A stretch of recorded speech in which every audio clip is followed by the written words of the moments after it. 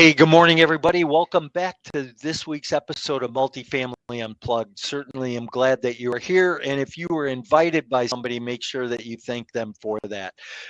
Remember, grab your coffee, buckle up for this morning's episode because we're here for a good run. We're going to do something a little bit different. We have my guest today. We're going to talk about self-storage, raising capital, what the market is like right now. But before we get into that, one thing I always like to talk to you about is what are you being intentional about, your intentionality, and are you starting your day, your week? As we're coming up on the end of 2025 here, you start to kind of maybe reflect a little bit on what you've gotten accomplished this year, the goals that you set early in the year. How did you do this year? Have you pivoted or shifted in any way in your business? And what is 2026 going to be looking like? Remember, I always do a goal setting and business planning session that we do. Typically, we do it at the beginning of the year. This year, we're going to be doing it in December, kind of trying to get a jump start, a little more of a jump start on 2026. So start thinking about your goals, start thinking about what you want to accomplish, because it's in the intentionality that we get the activity really up and running and go to where we want to go. So let me take a minute here. My guest this morning is going to be Steffany Boldrini. She's with Monte, Carlo Real Estate Investments, and we're going to talk about self-storage. So let me bring Steffany in. Morning. Good Welcome back morning. again. How are you? I'm great. How are you? I'm great as well. Thank you. Good, good. How's business these days? Well, I think right now is a fantastic time to buy because prices are dropping because of cap rates are going up, as we all know.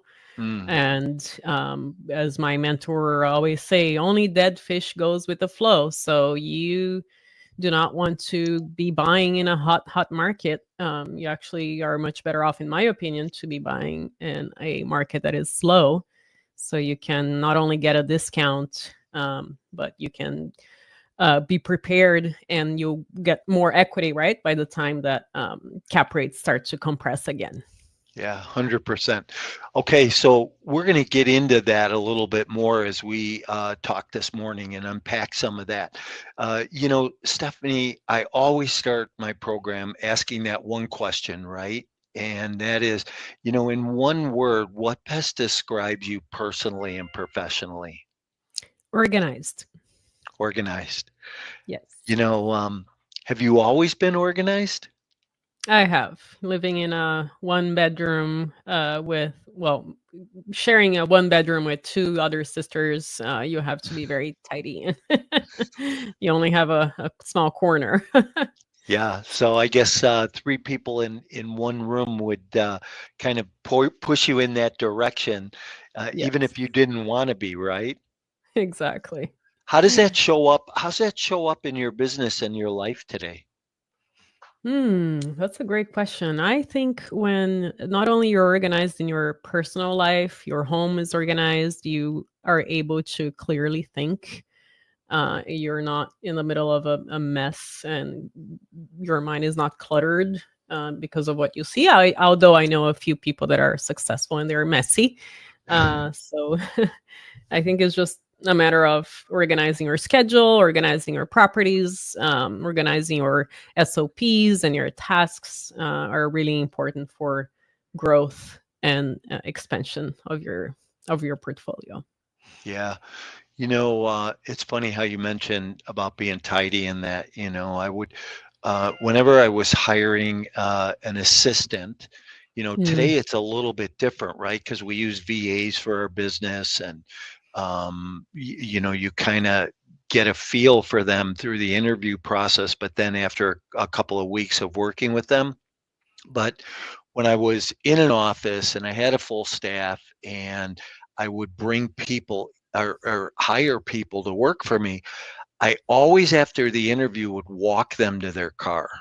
Yeah. And there was always a sense, right? You'd walk them to their car. If their car was dirty, if it was full of fast food wrappers and junk all over, you kind of knew that's how they would probably keep their desk. And if you were somebody, like in my case, I'm super organized like that too. If you were somebody who your inside of your car was just shuttered, uh, that was an immediate "I'm not hiring you" decision. So Yeah. That is just so because you could, true. yeah, you could kind of tell. But hey, listen, let's unpack a little bit about what you mentioned this morning. And cap rates are definitely starting to expand, right, and open up a little bit more, and pricing is coming down as a result of that. In your opinion, what do you think the cause of that cap rate expansion right now is? I think is interest rate, and I think that some people are hurting, in my opinion. We syndicated actually a small multifamily in Dallas, and the rents are actually going down a bit because people are moving in with family members, they're moving in with friends, they're downsizing, they're moving in with other people in order to save money. I think some people are at their at their limit as far Yeah. as you know inflation and things like that. So I think is a combination of both, but just like everything else, it's a cycle. And whenever we are in either a down cycle or an up cycle, we never think it's human nature to never think you're gonna get out of it. But you have to step out and understand that these are all cycles and they have happened and will continue to happen. And you just have to take advantage of it, in my opinion. Yeah, I couldn't agree more. And what's interesting is you said that you syndicated a small multifamily in Dallas. Now you're in the self-storage business, but you do diversify a little bit, it sounds like. Yes, because I partnered up with a dear friend of mine who has been syndicating deals for a while, and he does all kinds of syndications in all types of asset classes. So that was a deal that I did with him. Nice. And how's Yes. that been going? It's a condo conversion, actually, which we were going to start exiting this year, a year after purchase. But because of the market, it's not supporting the prices that were there when we purchased the property for sale. Mm. We're holding off for another year. So you guys took a multifamily and you did a condo conversion on it, did all the condo docs, and got ready to start selling them individually? Yes, it was actually built as a condo, so they already had the HOA. We have to reinstate it when we start selling. So it was very straightforward already. Yeah, interesting. Yeah. I remember back in the 90s when the condo conversion market was so huge and everybody was buying large apartment complexes and converting to condos, and people were actually really accelerating. It put 10x to shame, really, because of Mhm. the profitability, and then all of a sudden that market just went sideways. And I always say there's no geniuses, right? It's only market cycles. And if you catch it at the right time, you do well. And there's no doubt that we're going into that cycle. Why don't you do this? Why don't you tell the audience a little bit about who you are, your background, and how you got into doing what you're doing today? Sure. I am originally from Brazil and was in tech sales for my entire career. And over the last 7 years, I moved into real estate investing full time because I had a friend at the time that was an investor in retail real estate, and it made so much more sense uh, to be a real estate investor versus what I was doing at the time, which was angel investing on the side for fun. Turns out I lost all of the angel investments that I made, and I've gained from my worst real estate investment that I've ever done in my life. So, real estate is a fantastic form of investment. Absolutely. Um, talk about deal that you say was your worst real estate deal, but you profited so well from it? Yeah, it was, I started in real estate when things were absolutely insane. It was really hard to find a deal, and I didn't know that I could mail letters out to buyers. So I was literally looking on Crexy, and I could not find a storage property that made sense. And then I came across a storage that came with 3 self-serve car washes. Hmm. And I thought, oh, how hard could it be, managing a brand new asset class that I know nothing about? Never met anyone that does that. Never even asked anyone. Never went to a conference, car wash conference. Anyway, it turns out that after a couple of years, things were really, really bad. I couldn't find a good employee. There was a lot of theft, a lot of break-ins, problems with car washes compound over time if you don't fix them. They just exponentially grow and get worse. So I decided to completely close them, and I sold the last couple of them literally 5 years later after purchasing, and ended up making money, which is insane after closing them for 2 years and having a really hard time managing them before that. So real estate is an amazing form, especially portfolio properties in this case, right? You can just split the properties that you purchased and sell them one at a time. I think that was another reason why I ended up making money. So yeah, buy right and potentially buy a portfolio and take it from there. Hey, I have to ask about that car wash. So you closed down the car washes, and 2 years later or 5 years later, you sold them and you Yes. made money on the sale after Yes, they were closed and not even producing. exactly. Did you catch, because it seems like in the last few years, there's been a boom on car washes. And Hmm. did you just catch it at the right time that there was an operator who wanted the equipment and the location, or? Oh, what was it? I think buying right was during COVID. I negotiated a better price to begin with. It was also a portfolio, so I was able to split, into different properties and sell one at a time. So I think it was a bunch of different reasons that led to that. But at the end of the day, even if you break even, right, that's still not a bad investment because you learn so much from that. And Yeah, yeah, that's why yeah, I love real totally. estate. I It's love hard what to you, lose money in real estate. You really have to screw it up. yeah, you do, right? Hey, I love what you said about, you thought it'd be easy to go in an asset class you knew nothing about, and I always tell the story. I say, I spent 15 years selling residential real estate. I went in the apartment business thinking this can't be any different. It'll be the same. Right? And as soon as somebody said NOI or cap rate or yield maintenance, I was like, what? What does that mean? So you have to re-educate yourself, and you have to learn. It's almost like you go back to school, right? I always Yeah. tell, I always tell people, I say, hey, if you're going to go in and do something that you don't know anything about, no matter who you are or what you do, go get a coach. And you mentioned mentor at the beginning.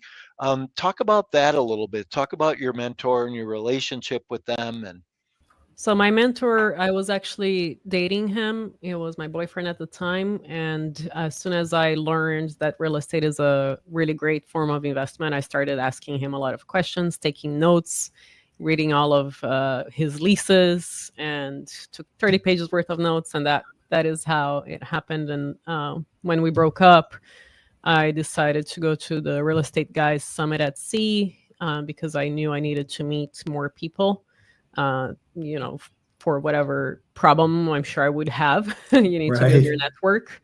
So that is how I got started. But I didn't do that for the car washes. And lesson learned, go to a conference, meet people before you invest in any asset class. So, what excites you about self storage over multifamily or car washes for that matter? Yeah, that's a great question. As I was learning on my real estate journey, I heard on a podcast that self-storage does well in both good and bad economic times. And I said, that's the asset class I want to be in. Not a lot of moving parts, no toilets, no tenants, no trash, and a lot, a lot different than multifamily. Yeah. I think a lot of people's experience with self-storage is storage wars Yeah. on cable TV, right? Do you ever get to participate in any of those or find any good stuff after tenants don't come back? No, it's all junk. It's either Christmas ornaments or junk or family items that are old and nobody wants to get rid of. Is literally nothing good. I funny story. I was at a self storage facility this past week, and I was looking. There was somebody that was at their storage shed, and I looked, and they had all this stuff like out in front, and when you looked inside, it was packed. I mean, from the front to the back to the ceiling. I was like, what could you possibly have in there? You know, it just kind of funny. Yeah, Um, how does self storage compare when you're underwriting and looking at the financials and the fundamentals behind it? How's it compare to multifamily? Most of our listeners aren't multifamily people, and hmm self storage is in the space. How does it compare? What do you look at that would either be the same or even differently? Yeah, it's pretty much all the same basic math, income, expenses. Can you increase income? Can you reduce expenses? Can you expand? Does it come with land that you can build more storage or put some containers there?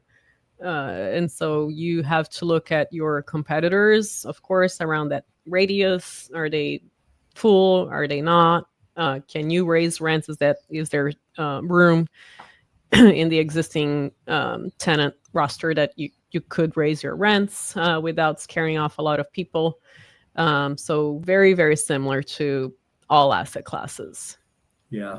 I've always heard that. And I think I've always had my blinders on, right? I've been a multifamily market rate rent investor. And but when you look in multifamily as an asset class, there's so many different product types in that bucket. Yeah. You've got tax credit deals and senior housing and medical housing and RV parks Low and mobile income. homes. Yep. Yep. And now, self storage. And then, what I've always liked is market rate rent, because I can go in and typically raise my rents, do some improvements, force appreciation. And can you do those same fundamentals with self storage in that same way? Oh yeah, absolutely. It's the same exact way of underwriting. Look for opportunities to again increase rent, decrease costs. Can you add tenant protection because we get a certain percentage from the tenant protection company. So there are also, like you were saying, all kinds of subclasses of storage. Right? There's boat and RV. There's parking for cars. There's small, and some people put that in industrial, small industrial. So there's some business owners that like large units as well. So there's so many classes within the storage asset class that you can also focus on, and a lot of people do. Yeah. And how about in today's economic environment and where we're at? How does self storage hold up? Right? Is there a time in the cycle it's better, or a time in the cycle it's not quite? You shouldn't be in it. So what happened during COVID when everyone started moving, storage, people were able to raise rents significantly, and that has not held right now. So if you were underwriting for 3 to 5% rent increase, like after COVID price increases, Those properties are not doing that well. But if you were steady and you kept, if you were responsible, right? It's just like any other asset class. If you're a responsible investor with a great loan to value in a good market that makes sense, and you have upside without counting on rent growth, then you're fine. So a lot of people don't account for a potential 10% decrease. So that, in my opinion, is very important, because that's how a lot of people in multifamily are in trouble right now, because they were buying at very, very compressed cap rates and on bridge loans. And when those bridge loans disappeared, right, they got in trouble. Yeah. So you just have to be responsible.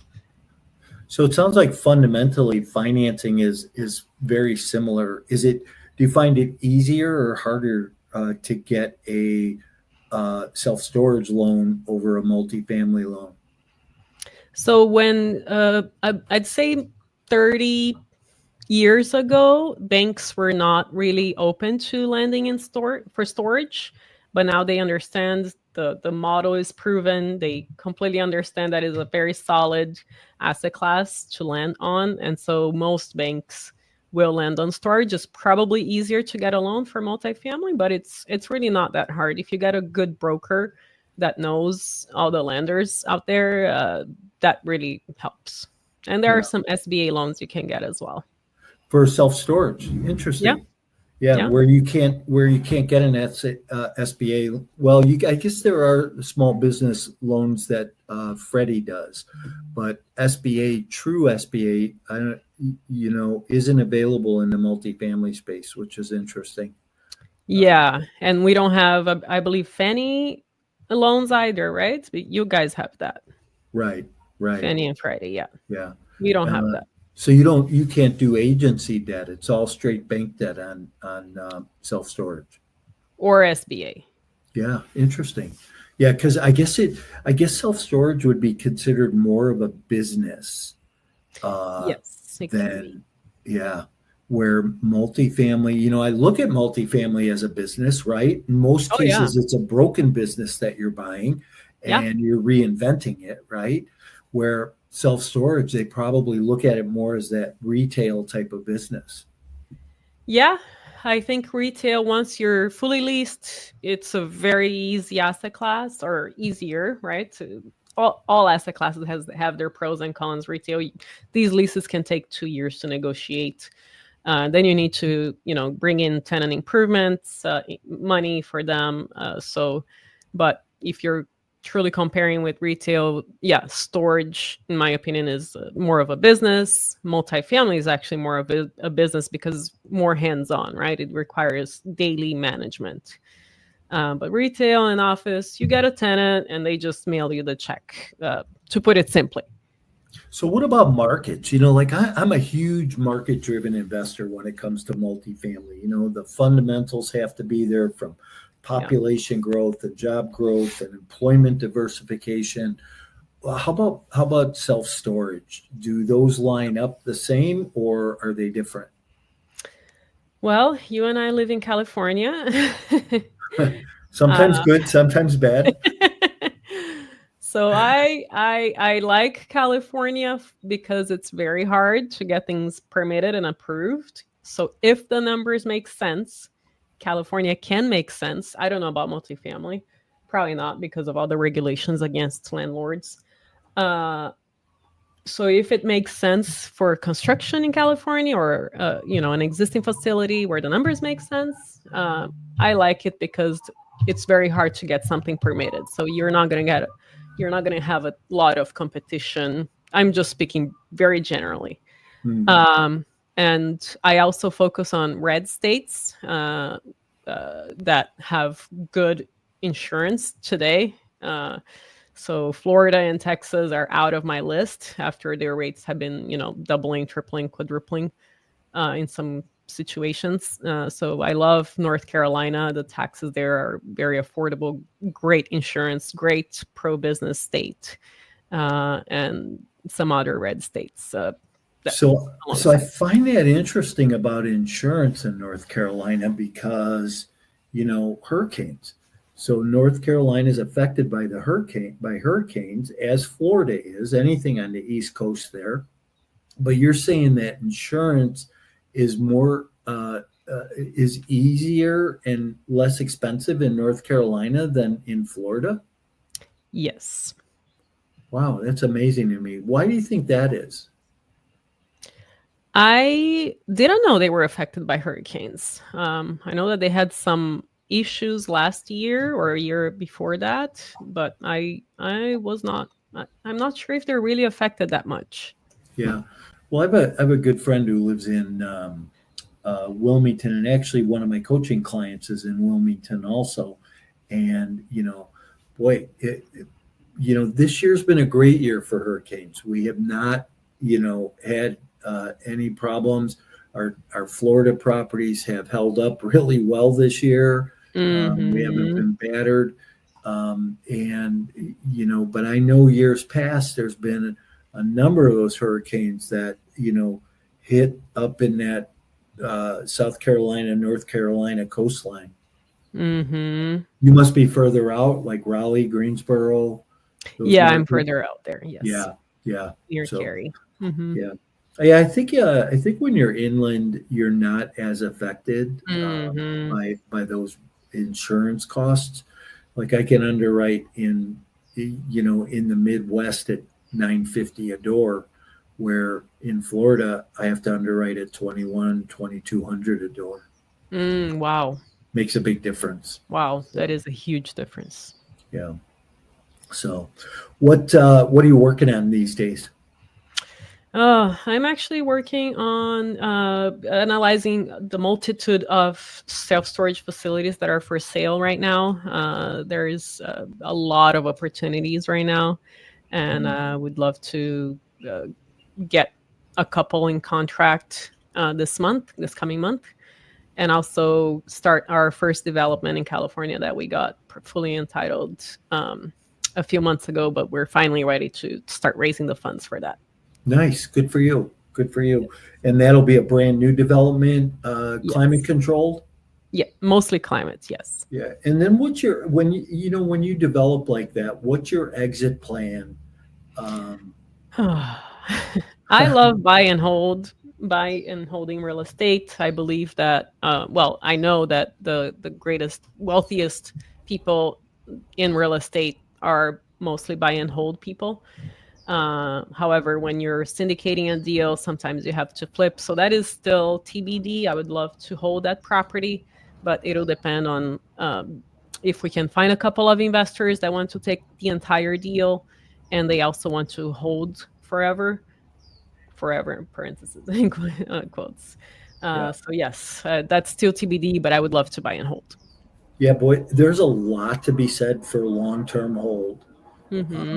Especially when you're looking for cash flow later, because as you squeeze out all the debt and your equity increases, you have that bigger cash flow that now it's funding your lifestyle, right? Yeah. Or you can cash out, right? You can take some money out of that property and buy another one. You don't need to sell to take money out of the property. You can get another loan, take some money out, keep your loan to value still, safe LTV. But that's another way of investing. You don't need to pay taxes when you cash out. I had somebody on my podcast a couple months back, and he had written a book about how to create wealth in real estate. And I'm sorry, but I don't remember the name of the book. But what he talked about was he still owns the first three assets he ever bought. They were all residential investments. He still owns those. He has refinanced between the three of them 13 times over the last 30 years. Wow. And he said he's made more money on the refinances than what the houses are worth today. It's that cash out. Plus, that's a great way to explain that, Mike. That is a really good way to explain that. Yeah, I hope the home multiplied in value multiple times over time versus selling it once, right? Right, because every market cycle you have because property goes up in value, that market cycle hits, you Yeah. have the ability to refinance, pull cash out. Now you're pulling cash out tax free Yeah. because you're not selling. So there's no gain there. You're pulling your cash out tax free, and you are able to ride it again for the next cycle while collecting cash flow. Yep. So it's interesting. I think in real estate in general, there's a lot of tools and a lot of systems that you can employ that will benefit you not only short term but long term. Yes, that is, the best way that I've heard that strategy explained. Well, Steffany, I appreciate you being here today. Thank you again. I know we've had some technical issues along the way today, last time, and this time I think we got it pretty well wrapped up. Why don't you tell people how they get a hold of you if they're interested in self-storage, maybe taking a look at private investment with you? How do people get in touch with you? Yeah, my website is montecarlorei.com. And if you'd like to be part of our mailing list /investors, or subscribe on top of our page, and we can get in touch and have a conversation and discuss your goals. Awesome. Well, thank you again for being here. Hey, everybody, thank you. Have a great week. Remember, like us, love us, subscribe, and we will see everybody next week.